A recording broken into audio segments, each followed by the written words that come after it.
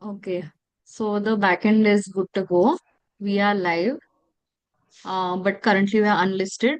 So I will make the link public as soon as it hits 7. ठीक है? Okay. Best of luck, guys. Thank you.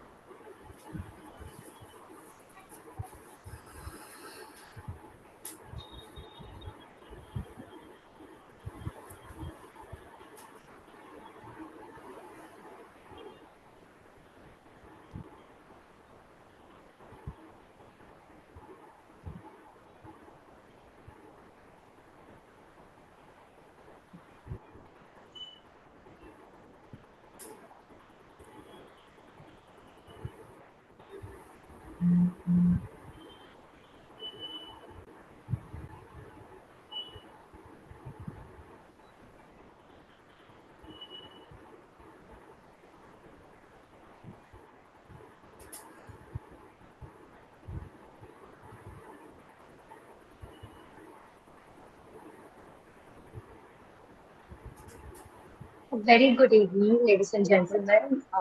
One and all present here. My name is Krishnaveni Kumar, and I am a first year MBA student at SIDT in Pune.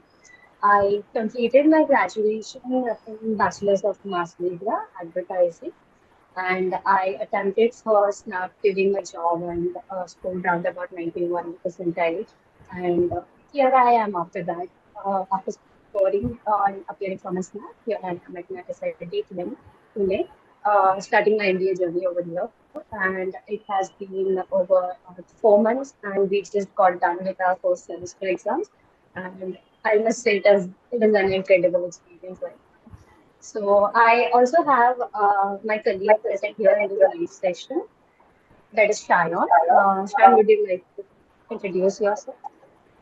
Yeah, thank you, Krishnaveni. Good evening, everybody. My name is Shayan Shikdar, and I did my bachelor's in BCom, and then I moved to SIDTM for my MBA. In SNAP, I scored around 94 percentile, and as Krishnaveni mentioned, that the first 4 months is really very exciting. It's a very good environment at SIDTM, and I'm really enjoying the feeling at SIDTM. Thank you. Yes. So I think we can wait few minutes for the people to join, and then we can start our session about 7:05 or 7:06. What's it?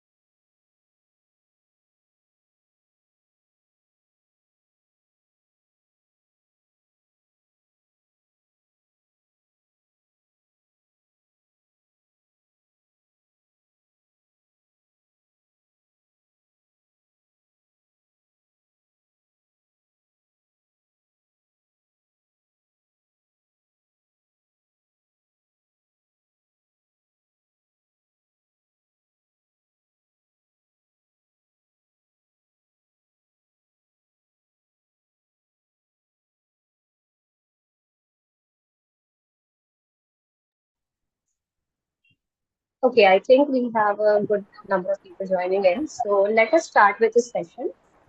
Before starting with this webinar, I would like to put forth the aim and purpose of this webinar. So, what is the reason or what will be the aim why we are diving into each section of SNAP? Why is the topic of deep dive into SNAP sections is important right now? So let us understand because there's no sectional time limit cutoff, sectional cutoff in SNAP, but yet we can just attempt all the 60 questions, right?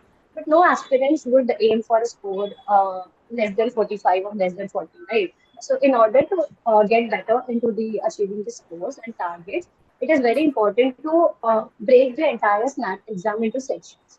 So we can't just attempt blindly all the 60 questions. We need to break it down like how SNAP has done it for us in three sections: logical, verbal, and quantitative.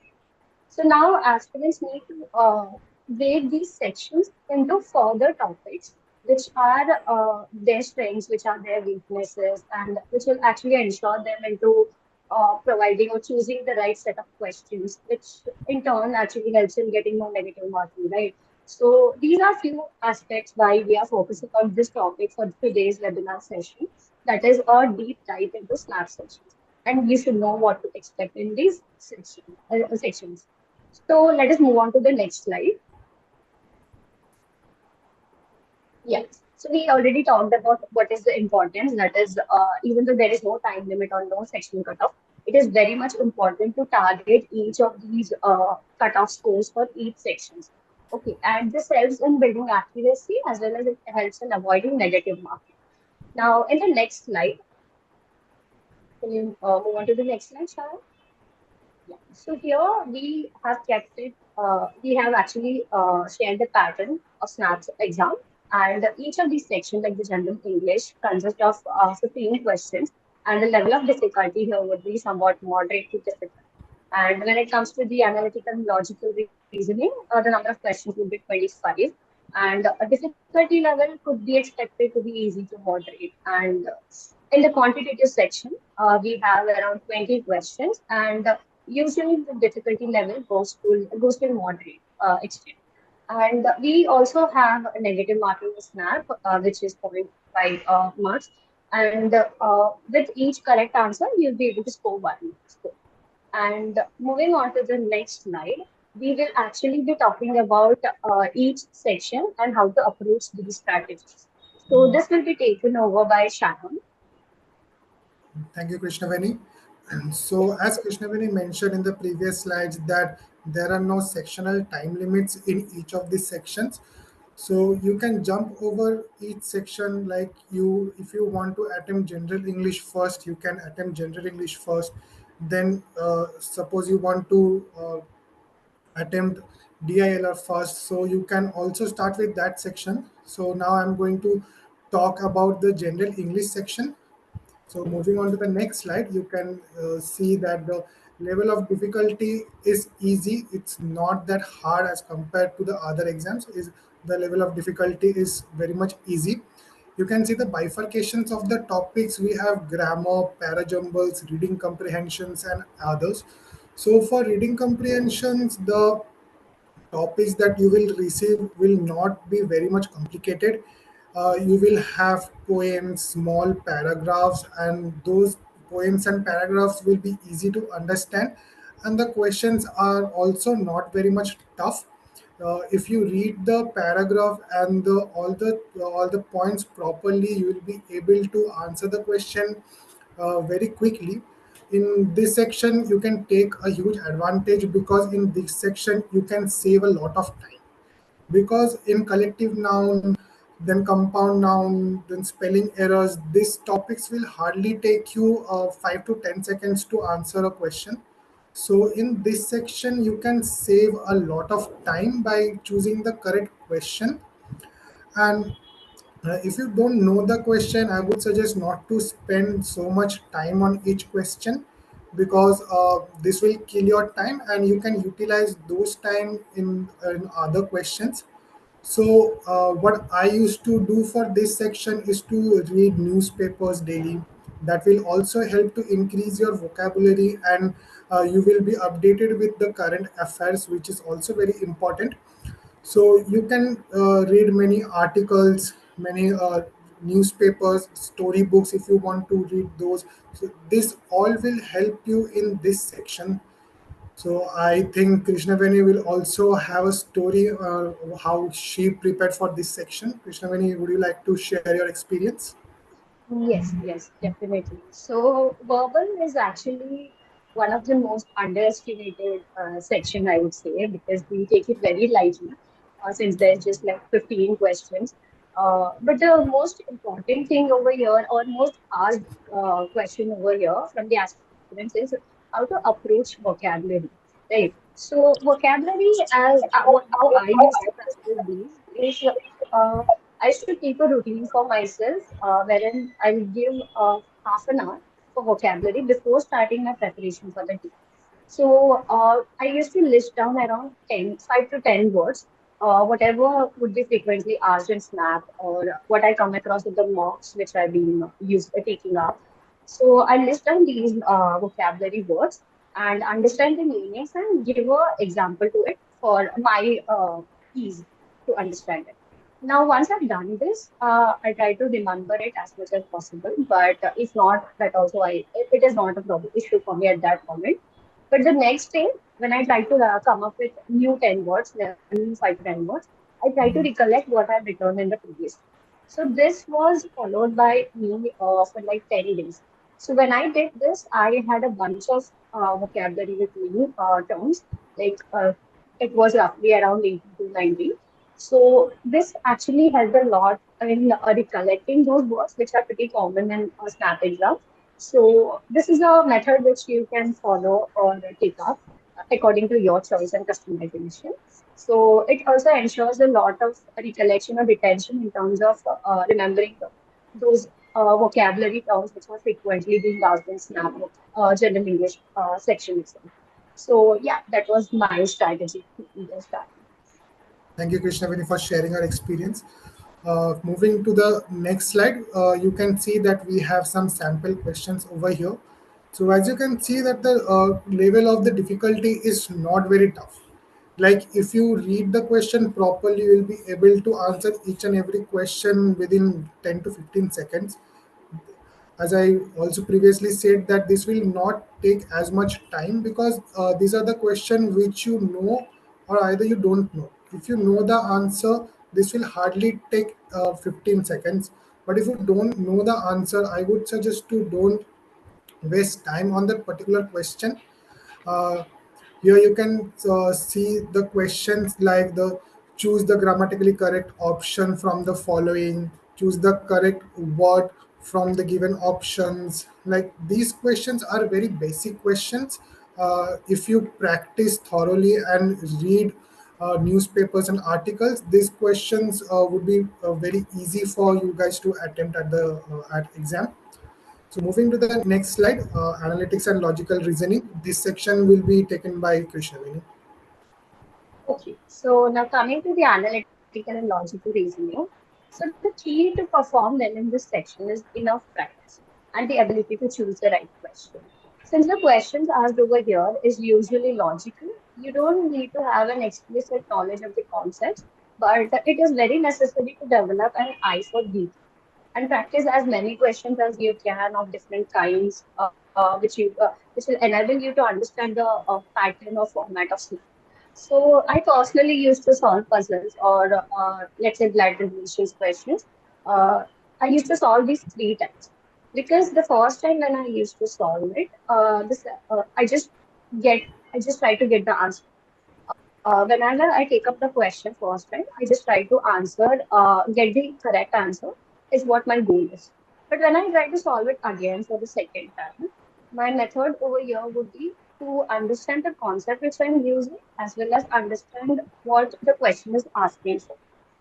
So this ensures a very good retention for me in terms of whenever I see a question. So let's say I see a blood relation question in the actual snap paper exam and I don't go through the question each word to word and try to recollect what concept should I go for.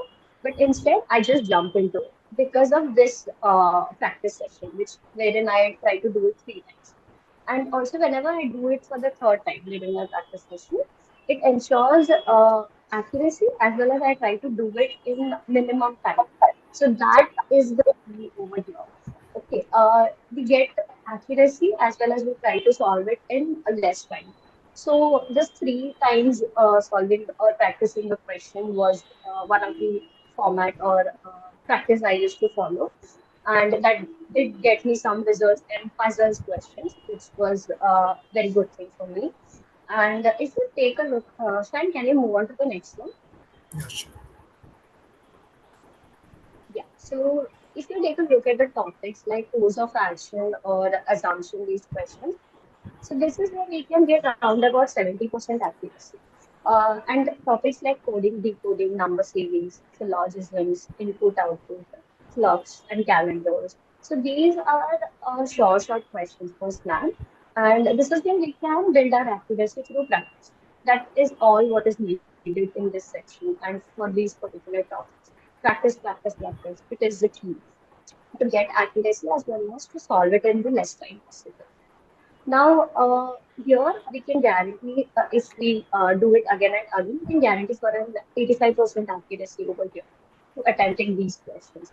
So, with stringent practice, I would suggest you should go for these topics because these are low-hanging fruits and they enhance your score to maximum level. So, yeah, that was about this slide. And moving on to the next. So we have here sample questions. Now, since we are talking about level of difficulties for a snap, I would like to break down the point through few questions. So here we have one which is coding. First question is about coding. So coding are kind of questions wherein you don't have to have a prior concept knowledge. You can just look into the question, interpret the meaning, understand what it is asking for, and then just try to answer the questions. Like it is very straightforward, A, and that is why it is very hard. So these types of questions are easy level, and you will get definitely around 4 to 5 questions on this kind of topics. Now the second question which we have, which is based on directions. Now these are the topics where you will be able to differentiate yourself from the topper of the snack exam. So concepts like blood relations or directions is where you need to try to solve or get the accurate answer in less amount of time. And how would the topper give an approach to this kind of question is he won't pick his pen and paper to solve this particular question. He'll be practicing these kind of questions so much so that he can do it in his mind itself. So that is one aspect over here. And it is very much required because that is what differentiate this question to be easy for some aspirants and moderate for some aspirants. So it is very much essential to practice these kind of topics without the use of pen and paper. To try to do it in your mind itself, and it is very simple questions like wherein, for example, in this one, you're just asking for the distance between A and B. If at all it was the distance as well as the direction, we might have to use the penalty. But when it is just one parameter, you might not have to use it. So that will save you like 10 seconds, 10 to 15 seconds, right? So yeah, that is one aspect. And the third question over here. Now this is saying like one of the coding and decoding question, and I would immediately jump onto it. But the thing over here is we again underestimate the coding and decoding part. It might be easy for some questions, but there might be few trap questions like this, wherein you won't be able to understand the concept within the first 15 to 20 seconds. So it is very important for you to know which one to attempt and which one to leave. So during these, you can't be stuck up with one question that, okay, this is coding, decoding, I should be able to attempt this. You can't have that mindset. So this kind of questions, which I categorized it as a trap question, I usually just leave it and stick on to the next one. So this in the level of difficulty, I would say it could be moderate to hard over here. Yeah. So I think it explained the analytical and logical section better. And moving on to the next section. Can you move on to the next? Yeah. So this will be taken over by Shana. Thank you. So the next section is the quantitative DI and data sufficiency. So this section, I would say that you need practice. If you practice thoroughly in this section, you'll get a hold in this section, and you can target this section to score well because the level of difficulty is not very tough. So if you can see the bifurcation of the topics, you would see that data interpretation, ratio, percentage, and profit and loss. So maximum of the topics include the arithmetic numbers, which needs thorough practice to get a hold in it.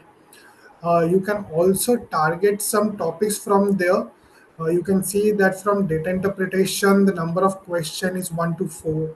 Then from percentage, it's 4 question. Modern maths, it's 4 question.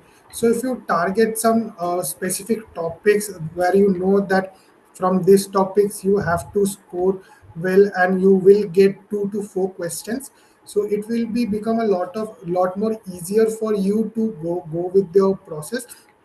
And yes, you have to know properly the basic formulas.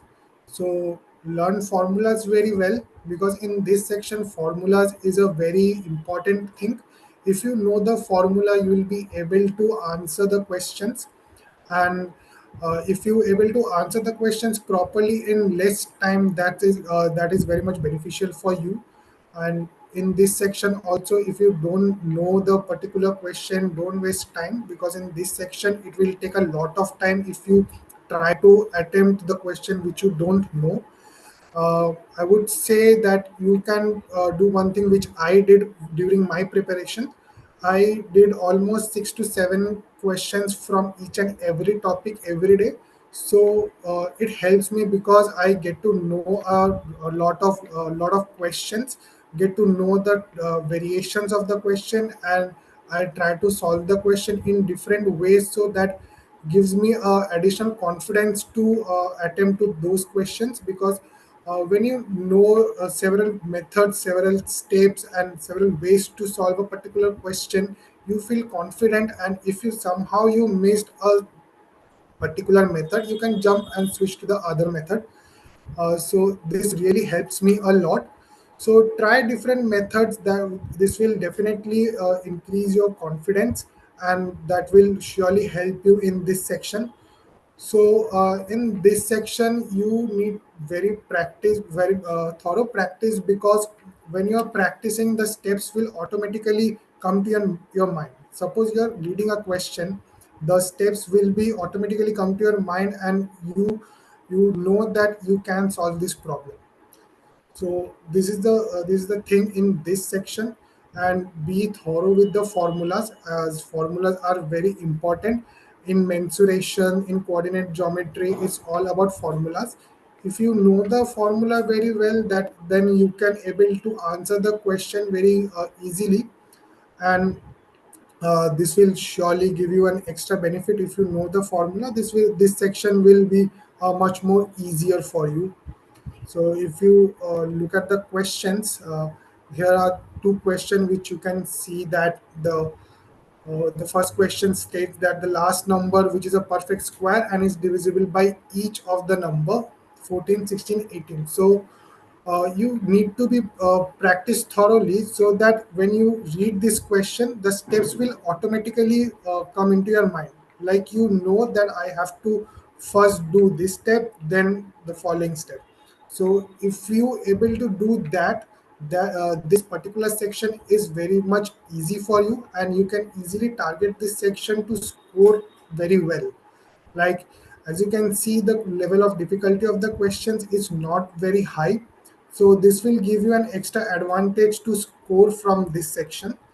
And if you can see the next question, like the number of ways in which a committee of 3 ladies, 4 gentlemen can be appointed. Like, these are the questions which also you can say that 2 to 3 questions on these types you can expect, at least 2 questions you can expect. So if you can practice these types of question, you will be able to score well in this part. I'm sure Krishnaveni has also her own view on this part. So, Krishnaveni, would you like to share your point of view? Yeah, so for the second question, like what we have here is I think this will be one of the questions where we have two cases. So we need to have a mindset whether we would be able to solve this in this limited time. So, where a question when it poses you with multiple cases in order to get the answer right, you should make a choice over there then and there whether you should attempt this right now or keep it for the second batch of questions. So that is very much important for us to understand here, and I think this would be categorized as a moderate, easy to moderate level of question because again you can get the answer, but it will consume a lot of time. So this, I think it is a very good example which we are providing here to explain the point of choosing the questions right. Yeah. Okay. So Shan, can you move on to the next slide? Yeah. So since we have been talking a lot about how to choose the question, how to analyze, what is the approach for the next coming days. Next 2 to 3 slides would be talking about strategy. So how do we lay out a roadmap to dive deep into each of the sections and analyze each sections of your mock. So aspirants must start with planning full length as well as sectional mocks, I would suggest. And immediately after you take a mock, it is very important that you should analyze it. So, okay, maybe you can have a break of 1 hour or two, but it will be better if you sit for an analysis immediately after your mock, because that will help you understand what state of mind you were in while choosing or attempting that particular question. So, this actually helps in understanding the actual questions I'm attempting for. What is to be chosen and what is to be not chosen. So that is one thing. And your priorities and your goals in analyzing the mock should be finding out the topics where you got accuracy and topics where you weren't able to score, like you got it incorrect. And then the topics where you took no time, as well as topics where you spent a lot of time and you didn't get the answer correct. So this would be a broad approach for all of us. Even we had it the same while analyzing our mock, right? But I would suggest, can you move on to the next slide, Sharon? Yeah. So I usually had this approach of listing down all the questions, like 60 questions, whichever I had, and then creating 3 columns. One was attempt, second was correct and incorrect, and third was time. So attempt used to let us know that I attempted this question or no. So I used to mention yes or no itself in the column. And then the correct and incorrect. Here I would write down if I got a correct, got the question correct, then I would mention it as correct. And if the question was wrong, I would mention it as incorrect. And in the third column, which is time, here I would mention the time taken per question. So this actually enabled me to categorize all of the questions which I've been attempting on the mock into 3 categories. That is A, B, and C. Now, what these categories define for me was A is the type where you get the answer right in the fastest way possible. So here I used to have the best approach to solve a particular question. I used to do it in like 15 to 20 seconds. In the B type questions, when you get the answer right, but you spend too much time to get that answer. So this was, for example, the time mentioned here is 1 minute, 2 seconds. So even though I did get the answer correct, I took a lot of time. So this is the reason why I categorized it into B section. In the third question, for example, over here, I did get the answer incorrect, as well as I took around 1 minute 47 seconds to solve that particular question. So this is definitely a C category. Now, what does these categories define is when I sit for the action D-Day exams, like exam, or the frequent mocks, full night mocks which I appear for, I will categorize all the questions I see into A, B, and C category. And through that, I will only solve the first, I'll spend like first 20 to 25 minutes in solving A questions and then move on to B questions. And if at all time permits, I would attempt the C type questions, or else I would just leave it out because we have negative marking over here. So I can't just fluff and attempt the C type questions and try to and hope to get it right, right? So this is the reason why I did my analysis in this particular method and categorized all of the questions accordingly. Now, before moving on to the next slide, actually, I would like to say if you guys are aware that the branding and admissions team at SIDPM, we do provide with the SNAP mocks. So these mocks have been created by us, then aspirants and now an MBA student. We have the idea about what would be the ideal level of questions in mocks for aspirant to attend. So based on our understanding, we have created few mocks and circulated it through Google Forms. And the mock is absolutely free. You can find it on our social media platforms as well as it is listed in the description box below. So go and sign up and let us know your scores when we actually take up the mock in the comment section below. Yeah. So, Shan, can we move on to the next slide? Yeah, sure. So uh, I would like to talk about this slide will talk about the timetable. Like you can take a moment and take this down, and you have to keep prepare yourself like in these three phases.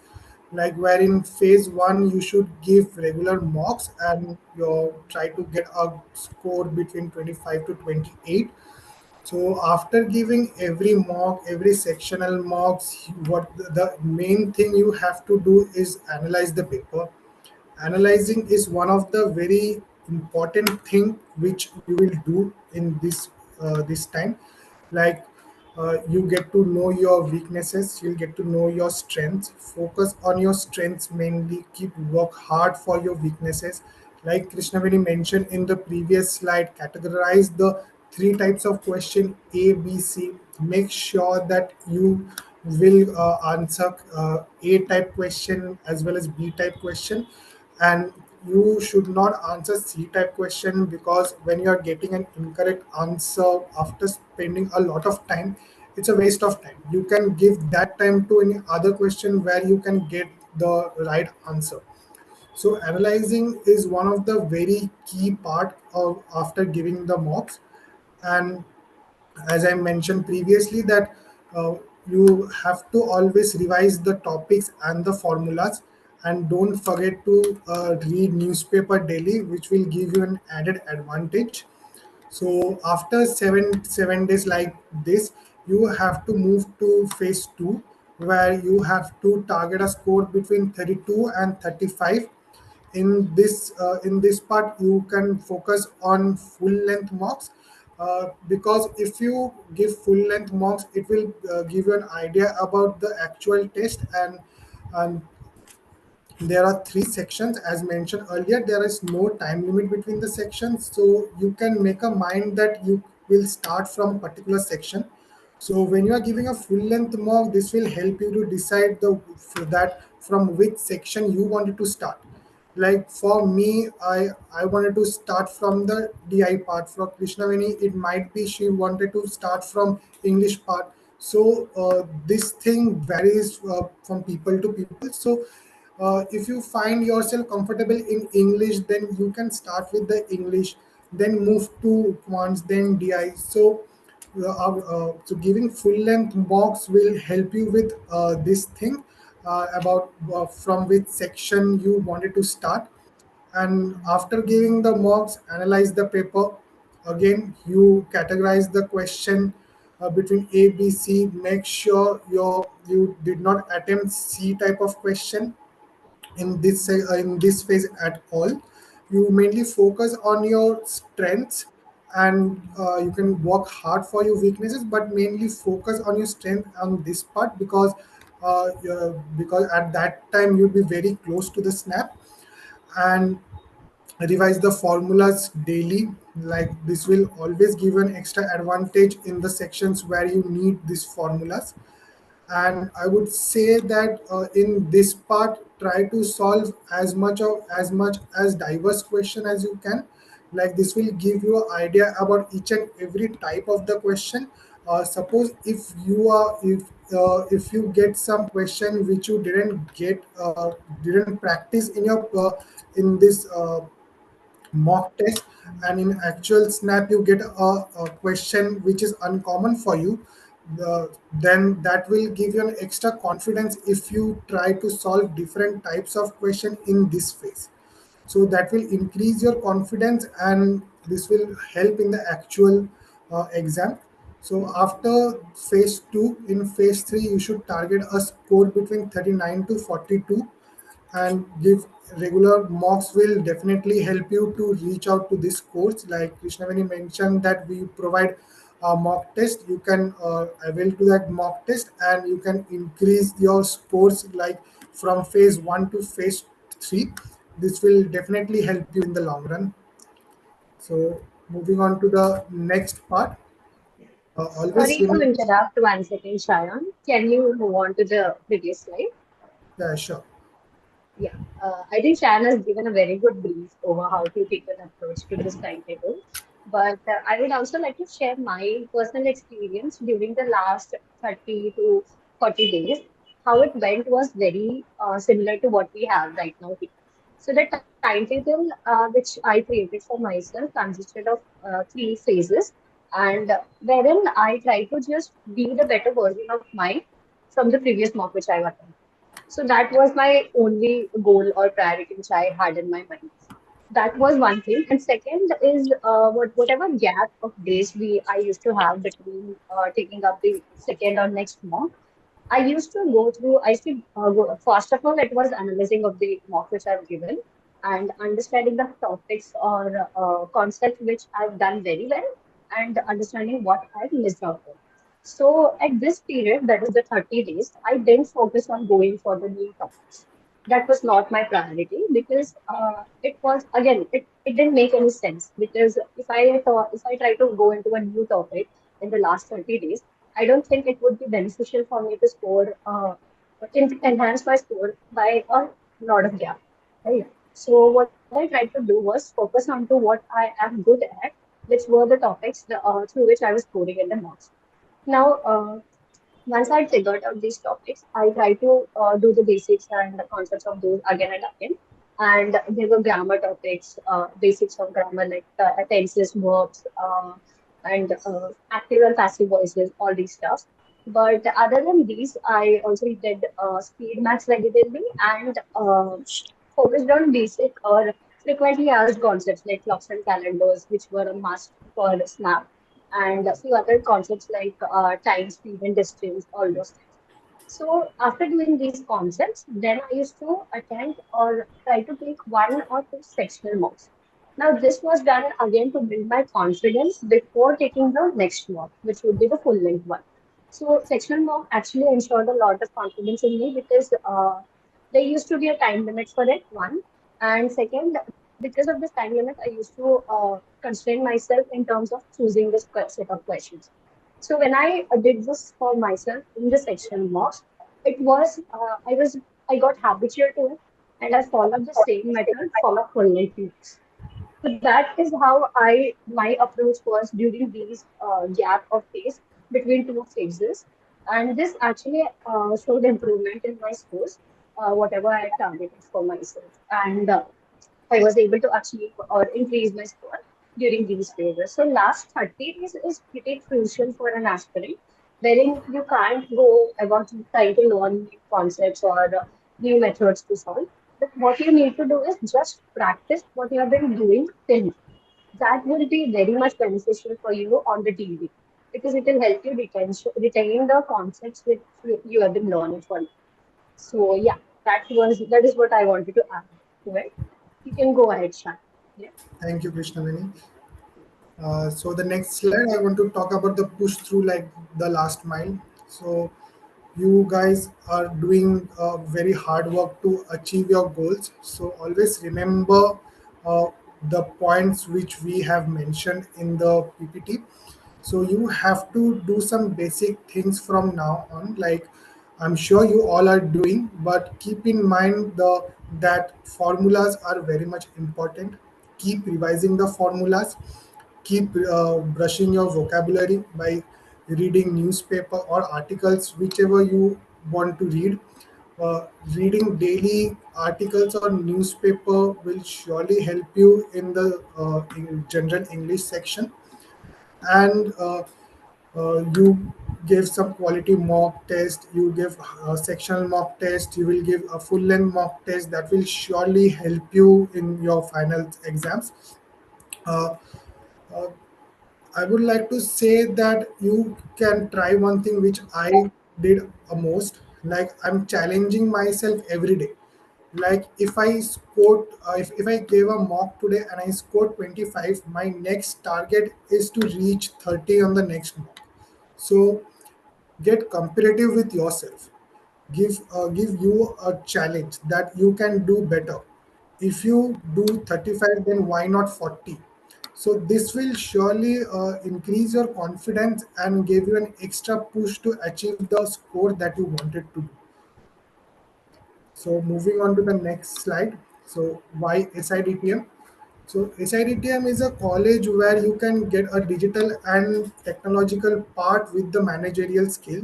So being from a non-tech background, I was really tensed while joining SIDTM that how would I cope up with the digital and technological side, because I don't know much about the technology.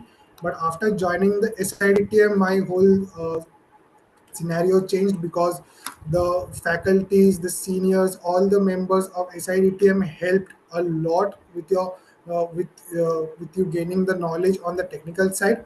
The bridge classes are very much helpful for everybody, whether you are from a technical background or a non-technical background. You should take part on the bridge courses, because it's really very helpful, and the uh, professors try to teach you the technological part from the basic. So it's very important to know from the basic, and the professors are really working day and night and will help you with each and every process. So SIDTM always give you an extra push on the digital and technological side, because you can notice that in today's world everything is digital, everywhere is digital. Even if you go for marketing or finance, then you have to use some tools which are technical. So you have to know about the tool, you have to have the basic knowledge that how to use that tool. So SIDTM will help you with that side also. And it's been 4 to 5 months we completed our first semester, and the experience was really good. Like, the professor, with the help of professor, the seniors, we all did excellent in our semester. And we get diverse knowledge from different domains, whether it's on digital side, whether it's on telecom side, whether it's on the managerial side. You can get a huge diversity here, and not to mention the amazing campus at SIDTM. Krishna, when you like to share your thoughts on this part? Yes, yes, definitely. I think the best answer for why SIDTM should be very personal to us. I mean, we should share our personal opinion why we actually chose SIDTM. So, from my perspective, I actually got to understand the requirement of knowledge for certain tools like Power BI or the social media analytics during my work experience while I was in the industry. So at that period, I knew instead of going for a general MBA and then learning the same course through a corporate skill development program, wherein actually an MBA professor would come and explain it to us. So instead of being in a situation like that, I try to choose a college which will actually help me understand, at least grasp the basic knowledge of these tools and technologies. So that keeping in mind, I try to research a lot of colleges which do offer this. And SIDTM, getting the knowledge from a legacy of institute like SIDTM, felt like a right decision for me. So that was the reason why I chose SIDTM. And I must say, I'm pretty glad I took this decision because, like Shan mentioned, we just got done with our first semester and it included a lot of new things for us to learn and grasp for a non-technical graduate like me. We got to learn few programming languages, and we had a few experts who shed lights on topics like blockchain and IoT. And in the next semester, I hope we'll be learning about data visualization tools as well, like Power BI or Tableau, etc. So all these were very much interesting and very new for a person to learn into an MBA. And with this, we were even able to balance our managerial aspects of curriculum. So that was a very good experience for us. And the assignments or the projects which we were working on were very experiential. And the peers, let me tell you about the peers at SIDT. So we got to, uh, our batch is pretty diverse in terms of the curriculum, in terms of the background they are coming from, as well as the work experience people have got with themselves. So it is very engaging sessions for us during our class sessions as well, because work experience person would share a lot of different perspectives from freshers.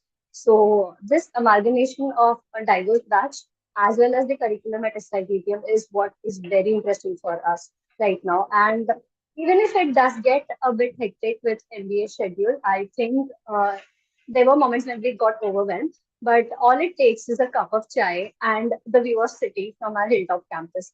So I think it is the best combination which we have to get through our hectic schedules, etc. And I think Shan would agree to this, right, Shan? Yes, sure, sure. I'll definitely agree Yes. with. Yes. So, yes, that is one of the reasons why we have chosen SITTF, and we are here on a journey. So, yes, moving on to the next slide, Shan. Uh, Before moving on to the next slide, I want to ask something that Okay. me and both are from a non-technical background. So everybody have a thought that SIDTM is only for technical students. But after joining SIDTM, we get to know that it's not about the technical side. So I want to know what's your perspective on this. So, actually, yes, like we have mentioned before, we both are not from a technical background. But we have understood the requirement which is present in the industry currently for these aspects, right? So that is one of the reasons. But how do we cope up with all these technical aspects? Is why, like we have mentioned before, the faculties over here do provide bridge courses to understand and grasp the technical aspect of our curriculum. So, and also let me tell you, the topics are very interesting. I mean, the faculties make it very interesting for us to understand and grasp it. If at all you just focus on the lectures and understand, try to interpret what the professor is saying, it will be very much enough for you to attempt the exams, semester exams, as well as other aspects. So apart from this, we also had because it was getting too much theoretical, as in terms of technical for us. We also had few sessions with other experts in the industry, like blockchain for blockchain, as well as for IoT. We used to have few sessions wherein we got to practically understand how it works, how the approach should be from a managerial perspective. So at the end, we won't be doing a programming language, right? We will be just managing all these aspects, and we need to have the knowledge of how these tools, softwares are working, and how can we better use it to optimize our business, right? So in order for this, we had these sessions from experts in the industry who are trying to make use of these blockchain softwares or IoT tools, etc. And through this, it was a very engaging session, I think, again. And through these aspects, we got to learn, got to see the practical side of it. So that was very helpful. Even though I'm from a non-tech background, I was able to understand how it works, how the process goes about. So I think that was a very good thing for us to grasp or be ahead from the engineering batch as well. Thank you, Krishnaveni, for explaining Yes. this. I mean, uh, it's, it's a basic question. Like before joining SIDTM, I also have this question, and I also asked this question many times. But after joining SIDTM, I feel that yes, I made the right decision because the professors are really helpful. The sessions, the bridge courses, as well as for finance. Also, we have bridge courses for the technical guys, so they should not felt alone. So Moving to the next slide, Krishnavani, would you like to talk about this? So yeah, like we have mentioned before, SIDTM is a very good amalgamation of institute which provides with all of these benefits, like blend of technology and management. We do learn tools which helps us understand the usage of technological and usage of digital in the business enterprises.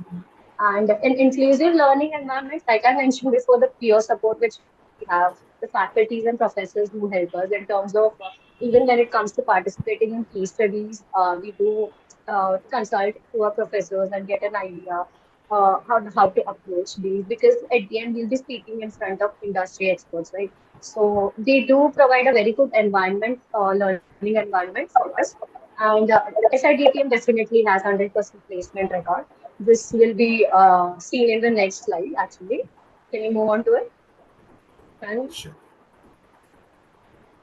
yeah, so now talking about specializations. So we have three specializations offered at SIDTM, which are highly relevant to the current industry requirements.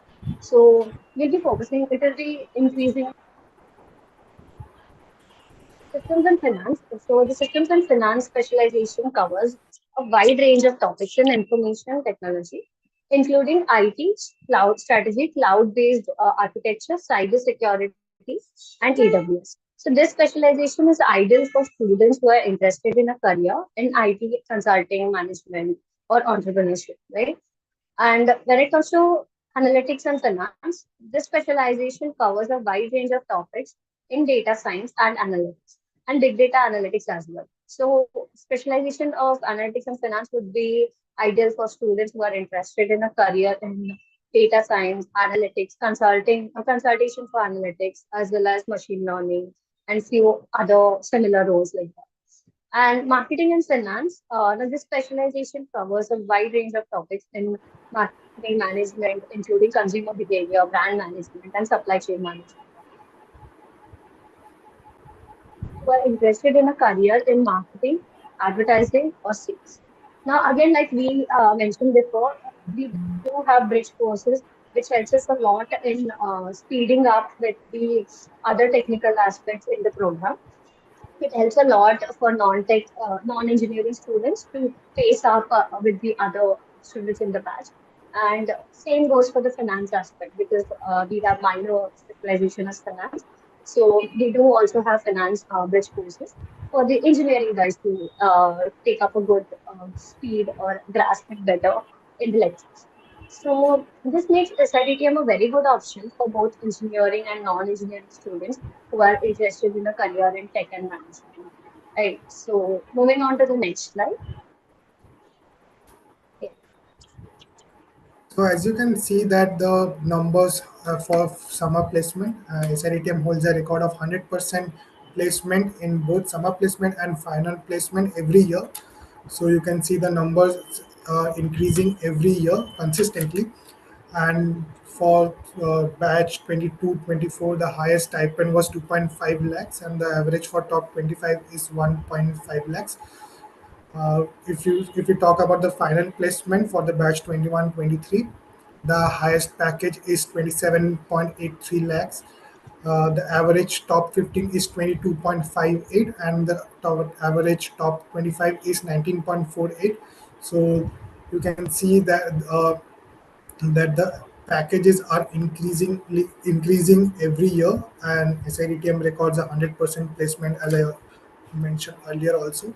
So these are the list of some recruiters that they come at our campus for recruitment. So this includes Big Four and other big firms in the industry. So you can have a look at the names of the companies that we have. So moving on the next slide, Krishnavani, please. So, yeah, that would be all from our side. Thank you so much, guys, for your time. Now, before opening the floor for questions, we would like you to remind about the mocks provided by SITTM. Once you sign up in the Google form, you will get access to our mocks and check out our social media platform for the links for the registrations. Okay, and we have also added it on the description box below over here, so you can easily find it over here. And now let us open the floor for questions. Yeah, you guys can ask us any questions related to your preparation for SNAP or about SIDTM. And if you like having a talking person with one of us, feel free to connect with us through SIDTM social media platforms. Again, the link is in the description below. Yeah. So let us check the questions, Shayan. Yeah. Yeah, sure.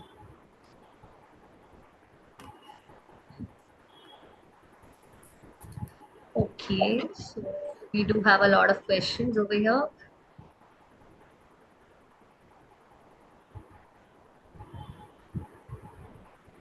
So the first question which we have is from Vandana.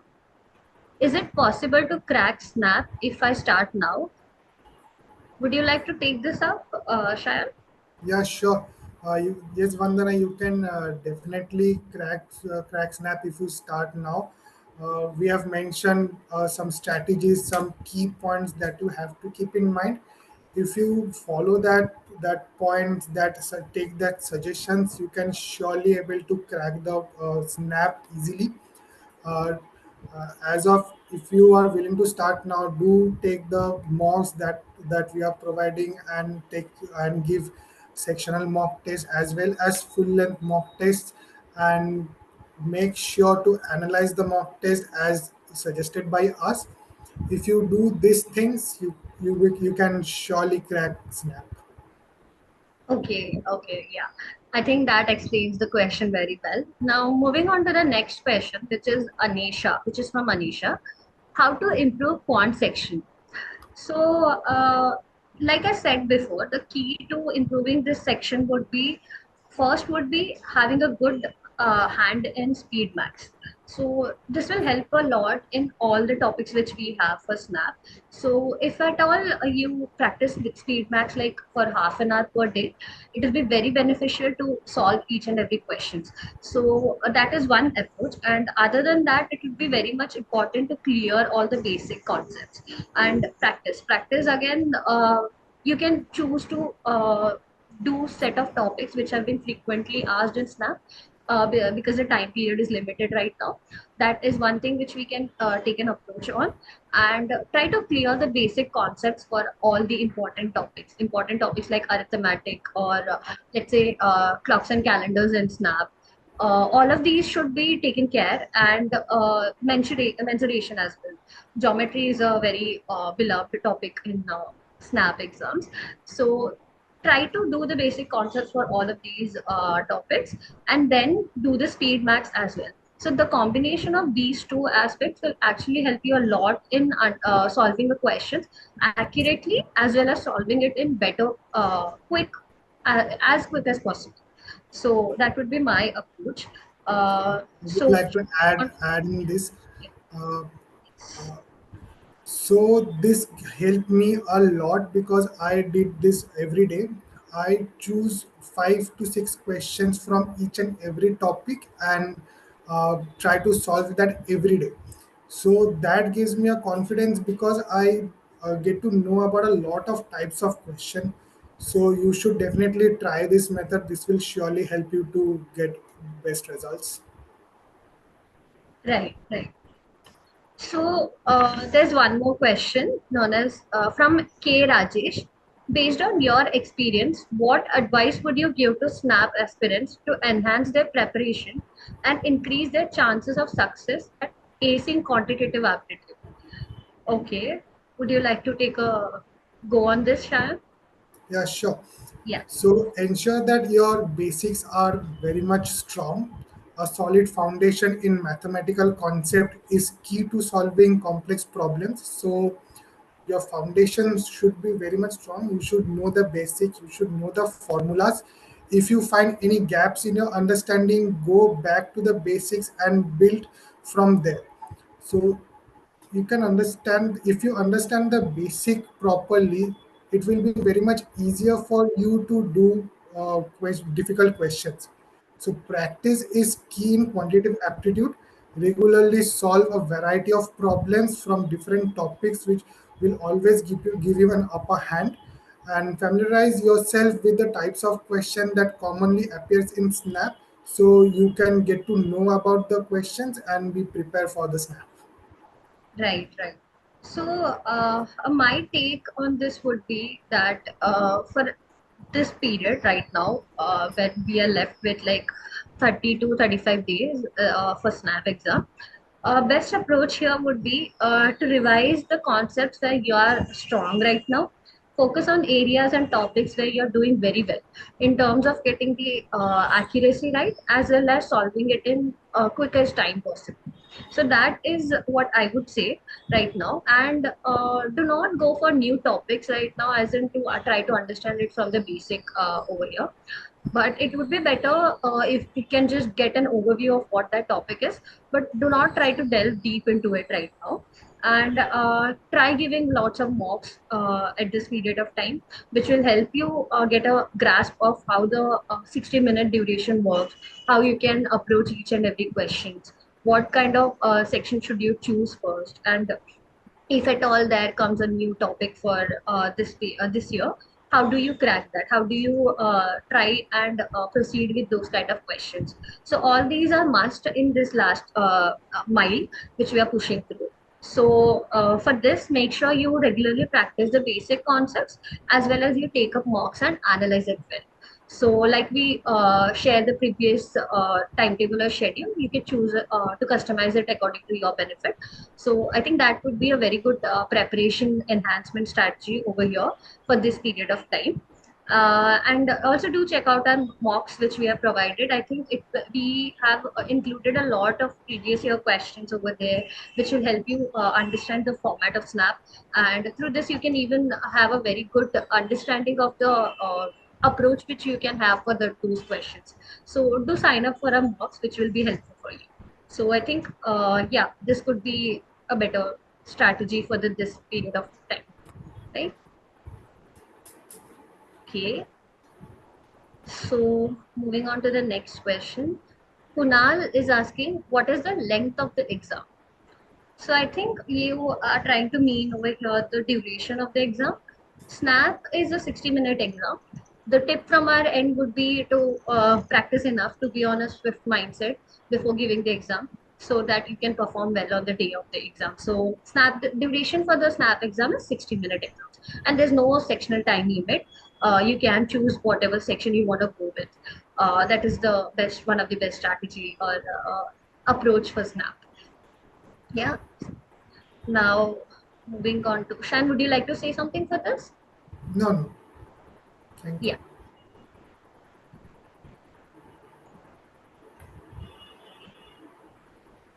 Okay. So Sridhar is again asking, being from a non-tech background, is it difficult to cope up with the curriculum, as it is a niche domain in digital and telecom? Okay. Would you like to go with this, Shan?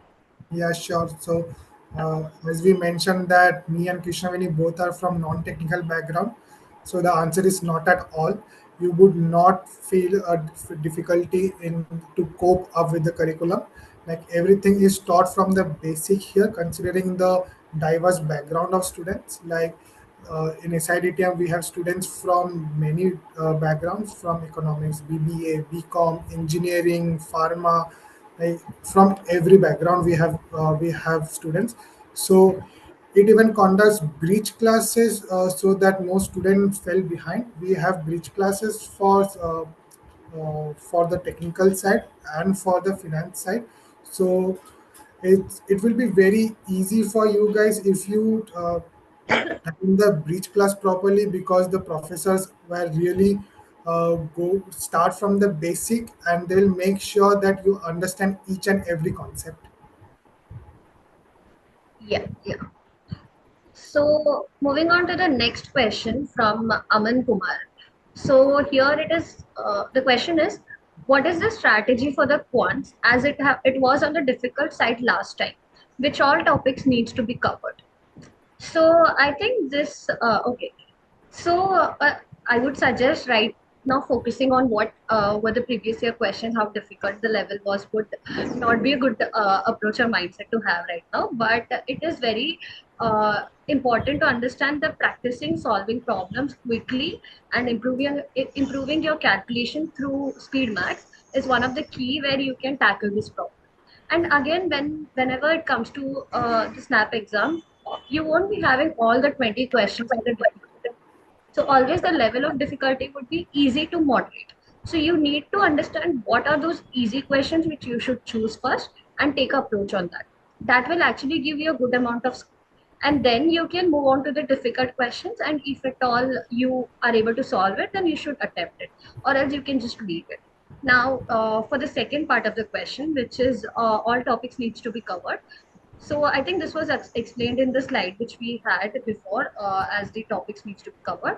I would suggest personally, arithmetic is a very important topic where you should cover all the main pointers like time, speed, distance, and then the yeah, so arithmetic is basically where we should try to solve all the topics over there, like time, speed, distance, then logical algebra as well as. So coordinate geometry is something where you can focus right now if you have the time to do it. But again, understanding the basic concepts for all of these is very important. You don't have to jump onto new topics for each of these categories. But yeah, so these were the topics which I would suggest you can pick up and try to cover the basics for now. Shan, would you have something in mind? Do you have? No, no, you cover each and every point. Thank you. Yeah, okay. Okay, so I think we can take one more question. So Omkar is asking, what was the last year cutoff for SIDTM? Okay, I think the last year cutoff was 85 plus percentile, and it is the say it is to say a safe score to aim for. All the you should also make sure to keep a mindset where you are trying to aim for a score more than 40 or 42 at least. So for SIDTM's last year cutoff, it was 85 plus. Okay. Okay, so that will be all from our side in terms of answering the questions. Thank you so much, guys. Thank you so much for the time you spent, and I hope this session was helpful. Sharon and I were helpful in terms of clearing your doubts in preparation for SNAP, and the topic of session was really helpful and enhancing for you. And also, do let us know what topic you want us to cover in the next session in the comment box. All the best for your exams, and happy Diwali for all of you. Shan, would you like to say something? Yeah, thank you for the time. All the best for your preparation. Do follow the tips that we mentioned. Do follow the guidelines, and don't forget to follow the tips that we gave to you, like give full length mocks, analyze and read newspapers daily, and brush up with the formulas. So you will definitely score good in Snap. All the best to all of you. Happy Diwali and thank you for your time. Thank you so much.